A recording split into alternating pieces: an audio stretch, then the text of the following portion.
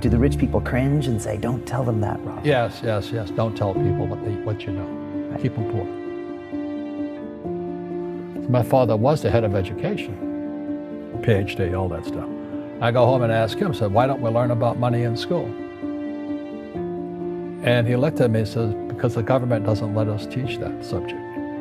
The government tells us what we can teach and what we can't teach. And I thought that was strange. And I said, but aren't we going to school to learn about money? He says, no, your job is to get a job. I said, but you get a job to earn money. He goes, no, you're supposed to just get a job. I went, no. Isn't the purpose of a job to earn money? He goes, you're correct. I said, so why don't I just learn about money? I can skip the job part, you know? And he got flustered and he said, if you want to learn about money, why don't you ask your best friend's father about money? And I said, why? That's Mike. So why ask him? He says, because Mike's father is an entrepreneur. And I said, what are you? He says, I'm an employee. I'm a government employee. I went, oh, what's the difference? He says, the difference is an entrepreneur must know about money, or they're no longer entrepreneurs. And he says an employee doesn't have to know anything about money, because the government will take care of them, the company will take care of them. So I'm all confused. But I took my dad's advice and I trundled over to Mike's father's office and knocked on his door and I said, hey, I'm here, 9 years old. Teach me about money. He says, beat it, kid, you know. But that's where the story of Rich Dad, Poor Dad started. And finally, through persistence, my rich dad started teaching me about money on one condition. And that condition was he would never pay me. He says, the moment I pay you, you think like an employee. He says, that's the trap.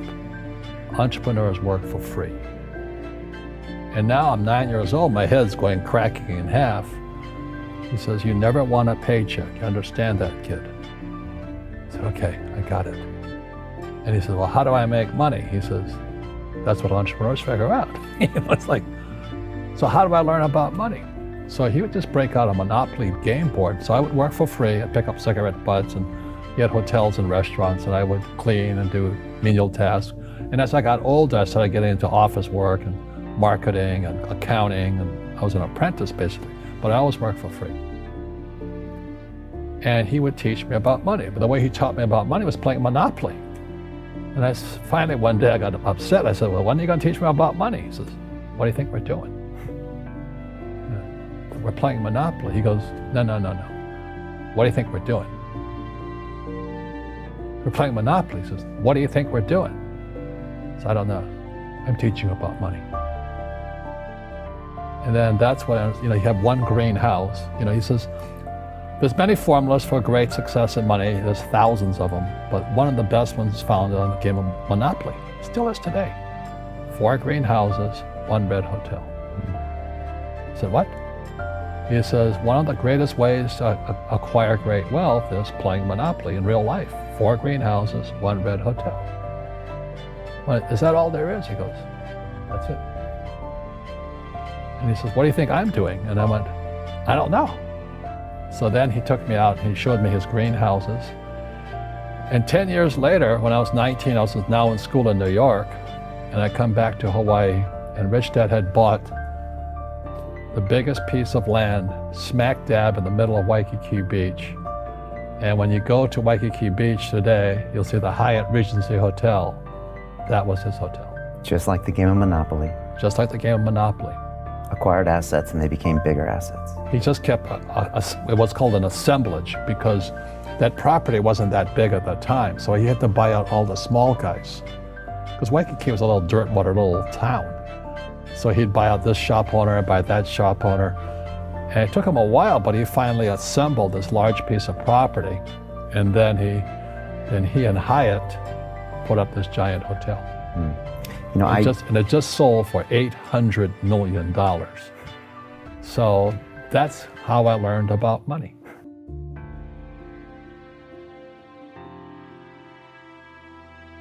I've had financial crashes. I've had people stab me in the back, but they're all good because I grow from it. That's spirituality. People who are afraid of making mistakes, like they teach in school, they don't ever grow. Because spirituality is there's good and there's bad, there's right and there's wrong, there's up and there's down. Most people only want to be right, they only want to be positive. Well, you can't have that, that's not reality.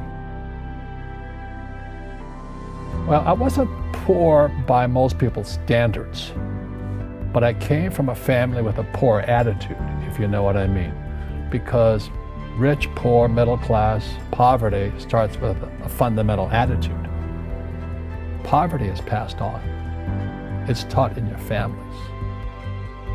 And middle class is taught in families. And so the people right now who are sitting at home, who are struggling financially or worried about money or unhappy, they may be making a lot of money, but unhappy with what they're doing, it was probably taught to you. You know, your superego was taught, get a job, work hard, or you'll never be rich, or the rich are evil, or whatever. The school system will never teach you about money. The school system was designed to teach you to be an employee, which is important, or a doctor or a lawyer, a specialist, but never about money. And what most people lack is real business knowledge, like accounting, you know, like debt, like taxes. You gotta know that stuff, but they don't teach it in school to anybody. So, and then when people ask me, how did your rich dad learn this when your poor dad, a PhD, didn't? And the answer is very simply, my rich dad, who's my best friend's father, his father died when he was 13. So his rich dad had this family business at 13 to run. So he had to drop out of school, which was his blessing. You know, there's blessings, and you know, sometimes the blessing doesn't look like a blessing, but it turned out to be a blessing. And then his teachers became his bookkeeper, his accountant, his attorney, his banker, his real estate agents. So he has what I call real teachers, not these fake teachers in school. You see, most teachers in school, they're out of ethics. They teach subjects they themselves don't practice. I asked the teacher, I said, you know, I'm in my third year of calculus now. It was called strength of materials. I said, am I ever going to use this stuff? He goes, no. You know, I said, why do you teach it? Because I get paid. I said, do you ever use it? He goes, no. And that's why, you know, you have to, in life, one of the things I suggest to people, you got to find a real teacher versus a fake teacher. And a fake teacher is somebody who doesn't do what they teach. And a real teacher is doing what they teach every day. So my accountants, my attorneys, they're in it every single day. That's how I learn, because every day I'm solving problems in my business. So I have accountants and attorneys and bankers and all these people on speed dial because I'm solving problems with my team. I see you giving this knowledge out, and Yeah. do the rich people cringe and say, don't tell them that, Rob? Yes. Don't tell people what you know. Right. Keep them poor. But you know, unfortunately, the poor, as was in the Bible, I'm not real religious, the poor will always be amongst us because it starts up here. Right, it's that fear mentality. It's in their words, you know, and the words become flesh. Again, I'm not really religious. I flunked out of Sunday school also. But when they say I can't afford it or I can't do that, they go down. They become what they say. My PhD daddy says, what do you think I am, made of money? I can't afford that. And my rich dad would say, that's why he's poor. Poor people say, I can't afford it, I can't do that, I don't have time. Because it's an escape. It's an escape, you know what I mean? It's easy to say, I can't afford it. And your rich dad used to say what instead of, I can't afford it? How can I afford it? How can I do that? You know, what would it take, or why should I do that?